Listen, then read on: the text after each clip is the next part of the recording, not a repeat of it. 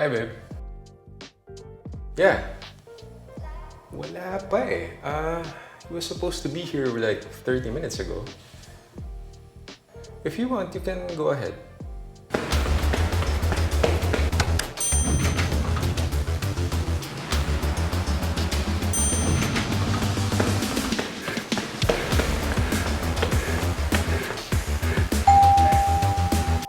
Oops, wait. Mukhang nandito na. Yeah. Sige, you go ahead. I'll catch up na lang sa lunch. Alright, bye-bye. Love you.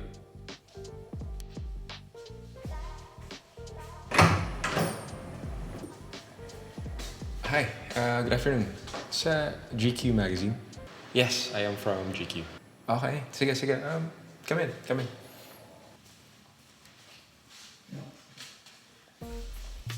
Alright, thanks for coming. No, sir, it's my pleasure. What's your name again? Peter McKenna. Peter McKenna. Peter McKenna. Yes, sir. Fire away. I'll try to answer as candidly as I can. Sige, start na tayo, sir. Sir, pwede lang matanong, sir, yung full name nyo? I'm Syrian Aguo. Ano po bang spelling nun? Cyrian. Sir, before we proceed po dun sa things about yung work nyo. Yeah. Sir, I'll just ask a few questions lang about your love life. My love life? Why would anybody be interested? First of all, sir, bakit hindi pa po kayo kinakasal? Well, wala namang timeline niya supposed to be, right? Can we talk about something else? I mean, I don't think it's quite relevant to... How about your ex, sir? What about her? Would you mind telling us kung ano pong nangyari? Yeah, I do mind. Sige, sir. Pasensya na po. Last na po to, last. Sir, naging kayo po ba ni...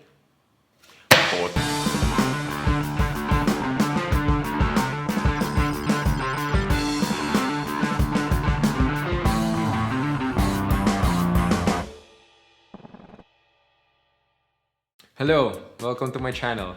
My name is Syrian Aguo, and to all of you who are new, which is basically everybody, this channel is dedicated to talking about anything and everything about production. From videography to photography, behind the scenes, tips and tricks, lahat yan pag-usapan natin dito sa channel ko. So for today, we're gonna talk about the art of doing interviews. So first things first, bakit interviews? Well, interviewing a person is an integral part of production.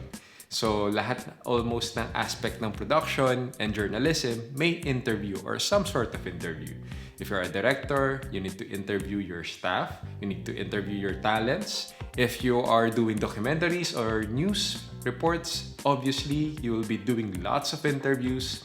So it's important to learn paano nga ba mag-interview ng tao nang hindi sila nababadtrip sa'yo. We only have one goal, and that goal is to get something from your interviewee. As an interviewer, you are tasked to extract something. It might be information, or we need them to get comfortable with us because we need them to do something after.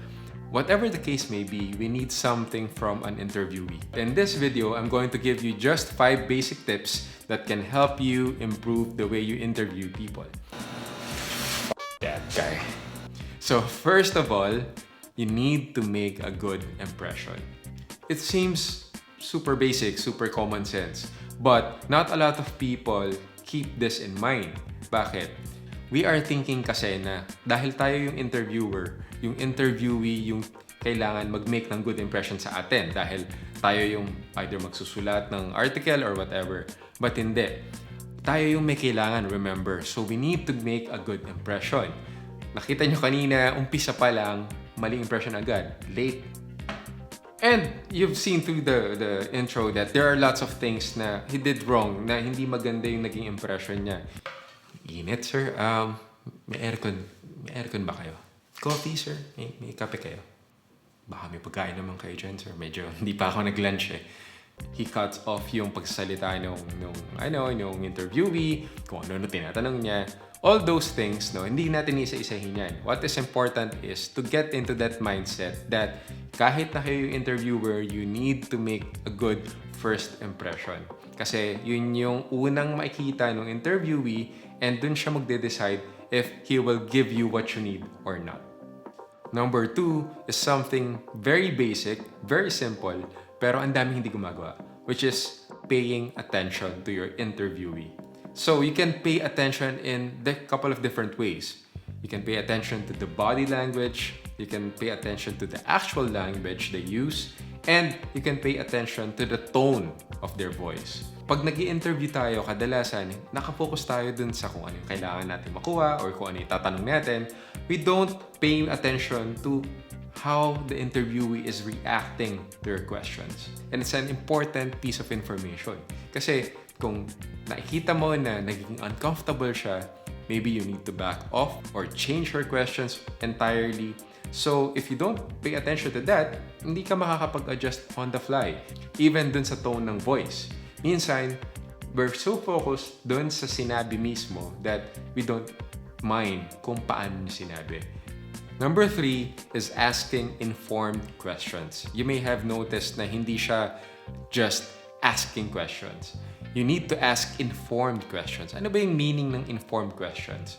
Meaning na meron siyang basis. May pinagmulan yung question na yun, kaya mo tinanong. Hindi mo lang tinanong basta lang, kaya, dahil gusto mo lang, trip mo lang. So, paano magkakaroon ng basis yung mga tanong mo? First, you need to research. Kailangan alam mo yung pangalan ng ini-interview mo.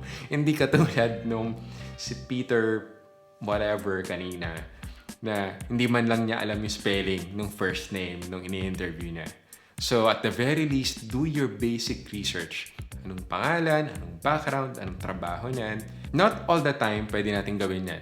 For sit-down interviews, yung mga na-schedule, yeah, madali mag-research. But, there are times, especially in things like breaking news reports, you may not have time to research more. But even then, pwede pa rin. On the way, pwede kang mag-Google. Ang daming ways to find out more information about your interviewee. Another way that your questions can have basis is by going back to our number 2, which is being mindful of their reaction during the interview. Body language, tone of voice, even the actual things that they say give off information na pwede mong gamitin para i-adjust yung mga questions mo.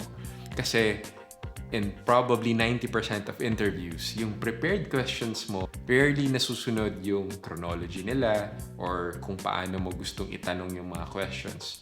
Number 4 is asking questions in many different ways. Well, in my experience, ang daming beses na magtatanong ka, but then the interviewee doesn't want to answer that particular question for whatever reason.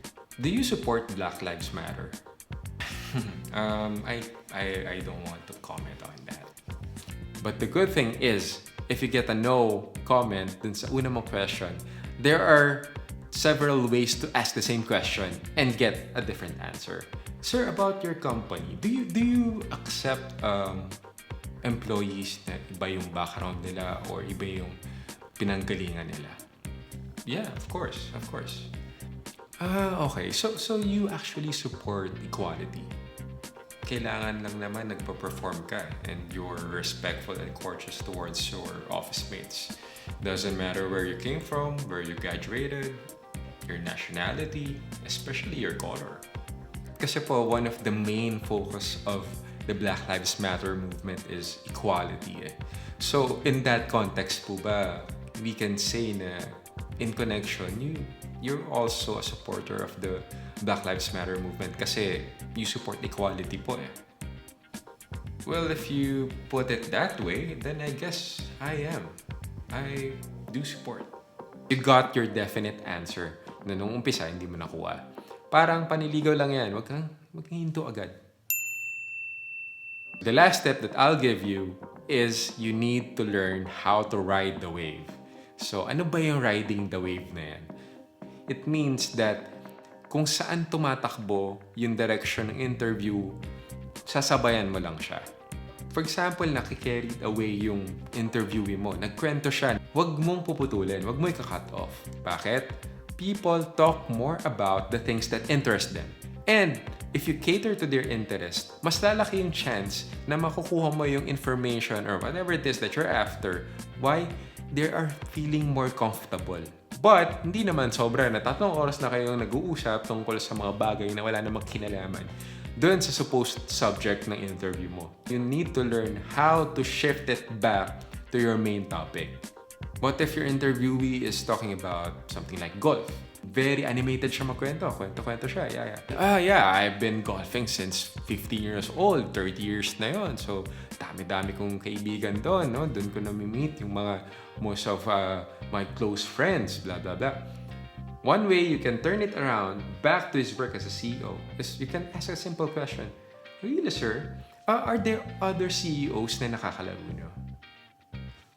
Nako-connect mo na siya agad. Pwede niya sabihin, yeah, actually, na-meet ko nga yung iba kong mga business partners sa golf course eh.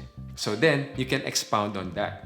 Talaga, sir, how does that work? As a CEO, paano niyo minimix yung friendship niyo sa golf course and back into the boardroom? Simple question based dun sa kinikwento ng interviewee mo.